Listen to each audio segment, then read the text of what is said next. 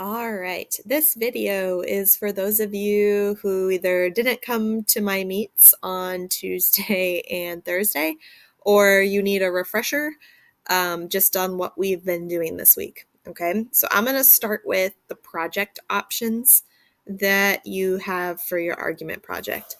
Okay, you've got these different projects available for you to do.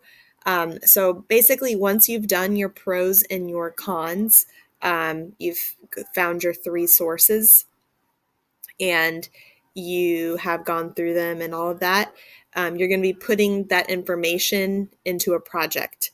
Okay, you're going to be either you could do a argumentative poem, rap, or song. You could do an awareness video, a Google Slides presentation, a letter essay, and then this kind of went off weirdly, an infographic, or a Powtoons video. Those are your 6 options. Each option has a little snippet about what it is, and then there is an example. So for instance, if I click on this, the argument poem, you can see an argument poem that will eventually come up about smoking. Okay, and here's an example which you could use to make your own. Okay, so each one has something for you to look at. All right, so you want to take a couple minutes and actually look through these. Above it is the success criteria, which I will go through when it's bigger in the actual slideshow. And then the project is due February 24th, which is next Wednesday, is the tentative date. I may change it, but right now it's due next Wednesday. All right. So we basically on Tuesday, we went through the different project formats you could do. And then on Thursday, we talked about our claim and our success criteria. So our quick write on Thursday was make these phrases into actual claims. A lot of people are thinking like dogs versus cat or why students should have a free period is a claim. No, a claim is your opinion. So dogs versus cats, a good way to change that would be dogs are better than cats. Okay, and 2, why students should have a free period. Now let's change that. Students should have a free period. Okay, so your claim needs to be a statement that you make. All right, and then writing your claim. So at the bottom of your pro-con chart that you should have already been doing is a place where you write your claim and then a beefed up claim.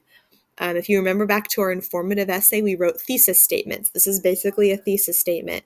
Instead of just giving your opinion, you're also going to preview what your argument's going to be about. So I think it's just as easy to give examples.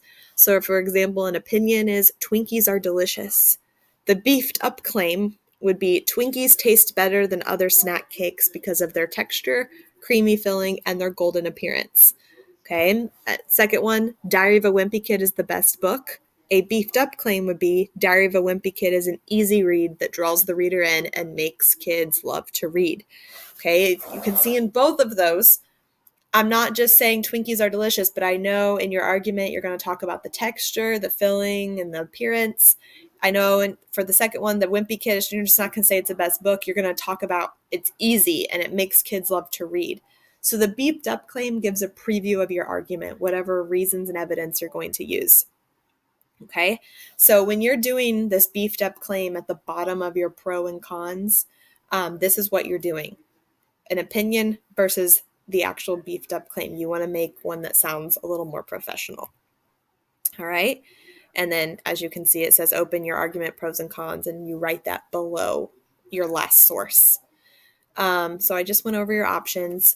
The success criteria for your project, okay, is 1, I need a clear claim that states a preview of my argument, not just my opinion. That's your beefed up claim.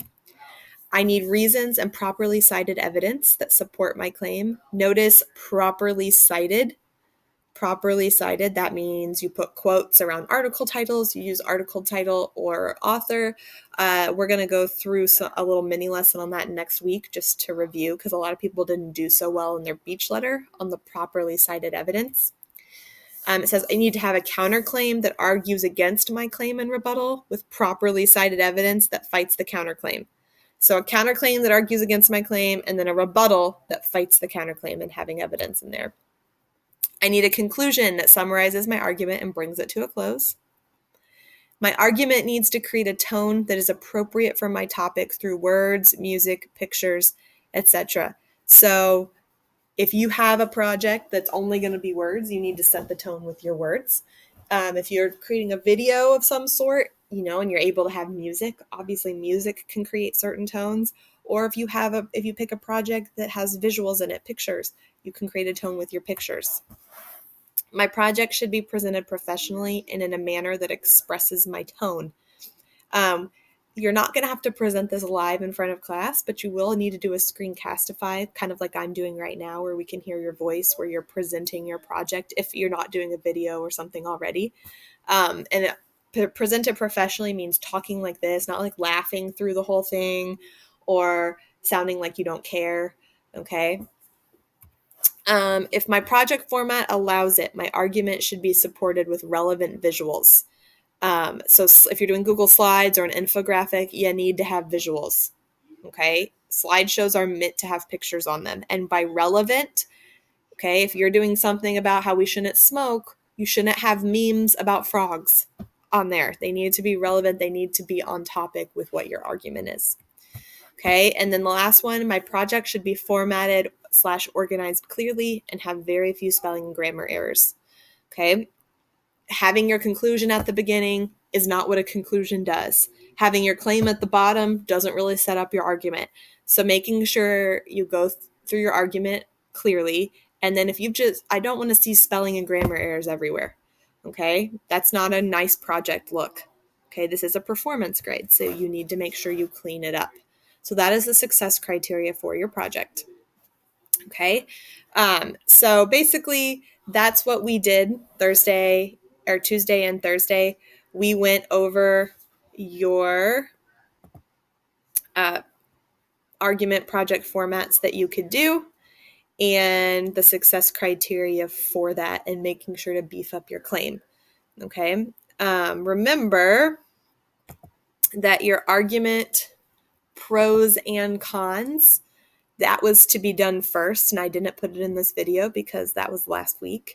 But remember, the argument pros and cons are where you find all of your information, okay? Finding your information from your sources before you actually do the argument project.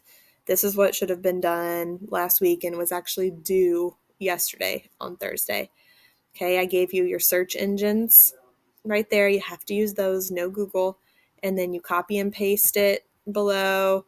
You do your pros and your cons, source 2, source 3, and then this is where you do your claim and then your beefed up claim down here, the better one that's like the thesis statement that previews everything.